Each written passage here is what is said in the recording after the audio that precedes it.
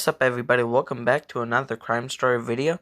Today we are reading the story of Ricky Kasso. Before we get started, I just want to remind you guys to like and subscribe and turn on post notifications so that we never miss another amazing video. And let's just jump right on into it. In 1980s, the Satanic Panic swept America. People became convinced that secret cults of Satanists were conspiring to corrupt the youth of the nation. The phenomenon was a mask for social anxieties and economic woe, but certain cases became infamous. The brutal murder of Gary Loris by his friend Ricky Kasso stood out from the rest. Drugs, blood, heavy metal, and murder. Ricky Kasso became the face of satanic slaughter. Ricky Kasso was an outsider. In his youth, it seemed like he had every advantage. He was the son of a high school history teacher and a football coach at Gold Spring Harbor High, a good school in an affluent area. His parents knew the value of education, but Ricky dropped out of high school. He started taking drugs and rebelling against his parents. Eventually, they kicked him out. Ricky wandered around Northport, New York on his own. He'd sleep in the local woods or find a space in a car, in a garage, in someone's backyard, or on his friend's couch. A gang of kids about the same age found themselves thrown together in similar circumstances, as well as Ricky. There was Gary Loris, Jimmy Torano, and Albert Quinos. They shared common interests. They had all rejected school, their parents in any institution which tried to turn them into functioning members of society. Instead, they liked heavy metal bands such as Black Sabbath and Judas Priest. They liked drugs, taking anything from marijuana and hashish to LSD and PCP, and they liked the occult. Even when he was a reckless runaway, Ricky always found a way to satisfy his obsession with anything occult, satanic, or strange. They loosely organized group of friends referred to themselves as the Knights of the Black Circle. They'd meet up, take drugs, listen to heavy metal, and talk about Satan. For the most part, their interests did turn to harm anyone but themselves. But as Ricky became more and more dependent on drugs, his obsession began to take over. Occasionally, to fuel his habit, he'd deal with drugs. Ricky and his friends began to hold occult ceremonies. These ceremonies usually involved the boys going into the woods and taping themselves as they tripped on acid. They believed Satan was captured in the tapes. Ricky told friends about how he was interested in a 20-level satanic Bible.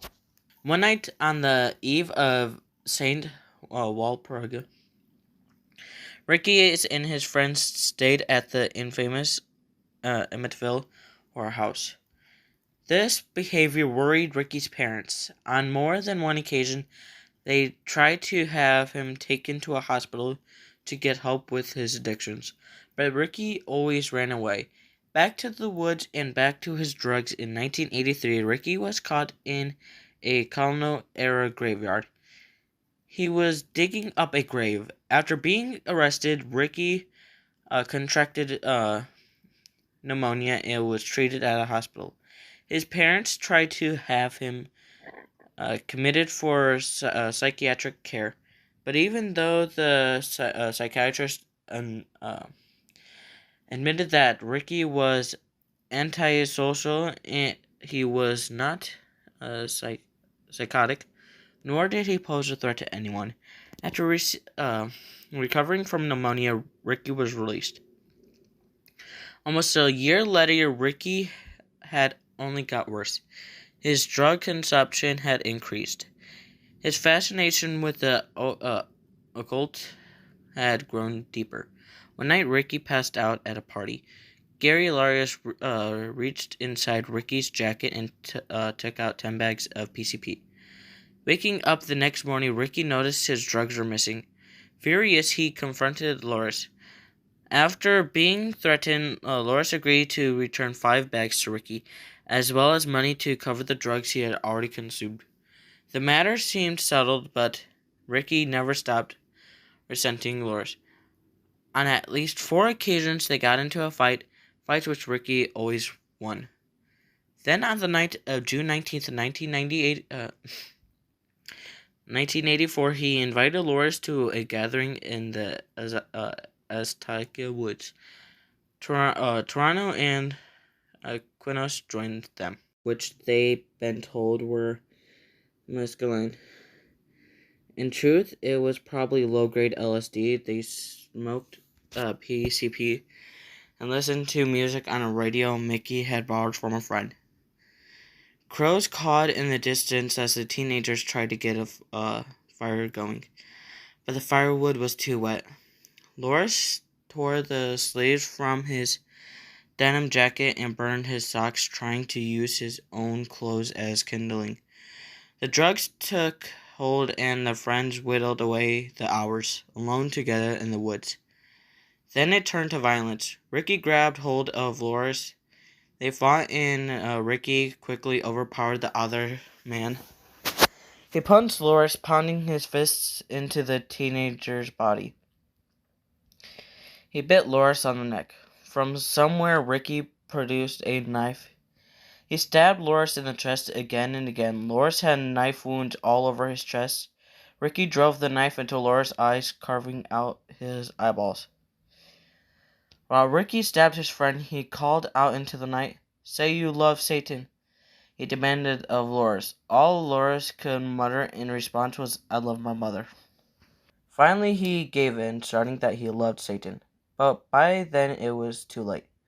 Loris rolled over and died. As Ricky rose up from the ground, panting and covered in blood, he noticed a black crow in a nearby tree. Later, he would tell friends that the cawing crow was Satan, blessing the murder. Together with Genos and Triano, Ricky covered up the body with leaves and twigs. They left it behind in the woods, but Ricky couldn't keep the secret to himself. He started bragging, telling people about his satanic murder. Soon, almost all the kids in town knew about what Ricky had done. When some doubted him, he even took them out to the woods and showed them the decomposing body. A few days later, Ricky and Trino returned and buried Loris in a shallow grave. The police received an anonymous tip 2 weeks later. Someone had heard about the murder and couldn't keep it to themselves. On July 4th, the police searched Azteca Wood with dogs and found the rotting corpse. They arrested Ricky and Trino the next day. Genos and Trino confessed to the police, though grave, muddled, and conflicted statements. But everyone knew Ricky was guilty. The case made headlines, fueling the fear of satanic cults that had gripped America. Ricky Kasso became the face of satanic sacrifice. On July 7th, locked up in jail, the other prisoners began to chant at Ricky, "Hang up, hang up, hang up." The words carried through the jail. Ricky obligated. He hanged himself that day before he could even be convicted. The case still made headlines across the country, inspiring books and articles in Rolling Stone.